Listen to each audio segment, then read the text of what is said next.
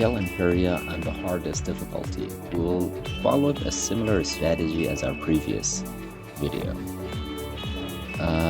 We're gonna build tanky and more resistant skills and items. So the skills that you're gonna need are Axis Helix, Knife Throw, Tanky's Bombs, and instead of Laguna Blade, you will get Stampede. And the other difference is that we're not gonna get Apex this time, because we won't have enough time to upgrade all the levels. Now, as soon as the game starts, go directly towards the items that are lying on the ground. Just go and grab them as fast as possible.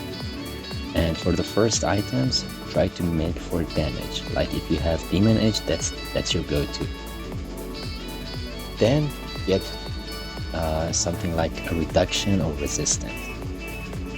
Yasha is also okay, and Crystallis will also work. Kill mobs as much as you can, get items, and upgrade Helix and Knife Throw. We are gonna kill the bosses with Knife Throw or take his bombs. The reason why Knife Throw is a better option is because it clears the way so that you can escape and kill bosses very quickly.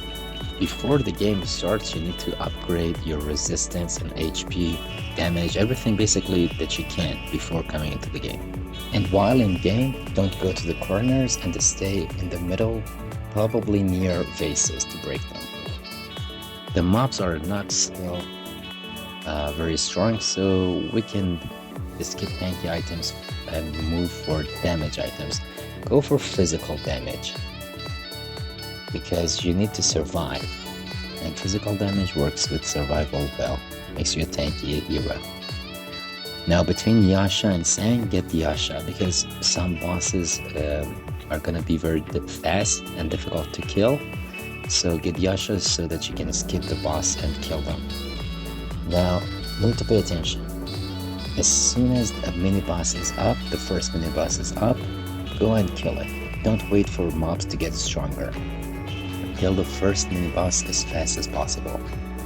You can use a Stampede for that, or take his mines, whatever works for you. Knife Throw is also a very good option. If your Knife Throw is strong enough to get a clear path for you, upgrade the bomb. This boss is actually an easy one.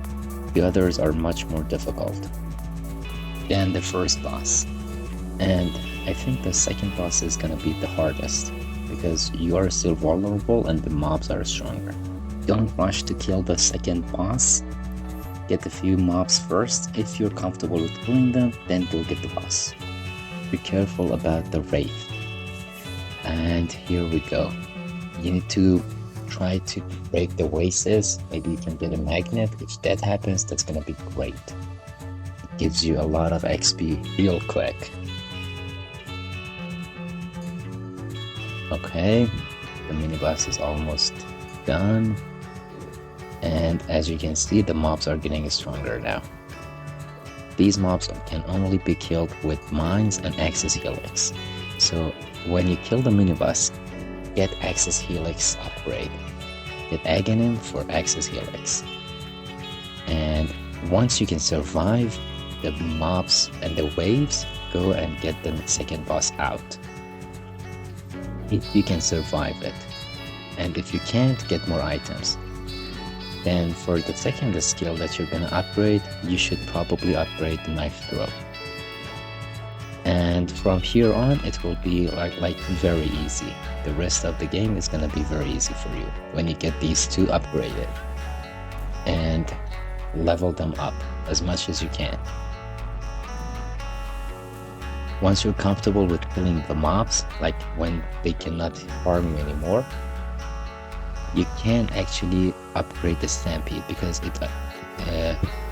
when you get it Aghanim, you will be able to have more damage over almost all your spells and skills.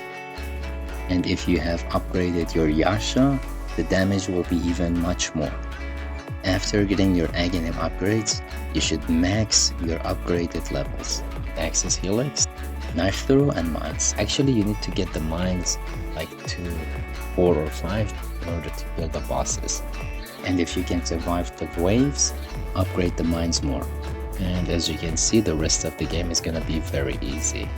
Our last boss is on the top and the magnet is on the bottom, so I should get the magnet fast. You can also play the game with magical damage as well. Like you cannot go for tanky items, but if you do that, you will be able to upgrade items and levels faster because you will have more damage, but you might face some difficulty killing Imperia herself or killing mini bosses because you won't be as resistant as with tanky items. Now we will not be able to upgrade Sang anymore to something stronger, so get the Yasha and go for the boss. The archer boss is actually very easy at the end, but at the beginning it's gonna be very difficult. And if you are doing it on your second or third, you should just stay away from them. If you get Heart of Trance, that's gonna be amazing. Otherwise, with the Ring of Trance to the max, because you have to survive and regen. And here we go, we upgraded the Stampede. And now just upgrade the levels that you have Aghanim's for. And be careful with the Wraith. Because when the mobs get bigger, you may not see the Wraith and walk into it. Don't get Apex, go for Ring of Tarask and the Stampede. And don't forget to get the magnet on the ground because you should delay it as much as you can. Only get it sooner if you are sure that you won't reach it by the end of the deadline. Oh, she almost killed me.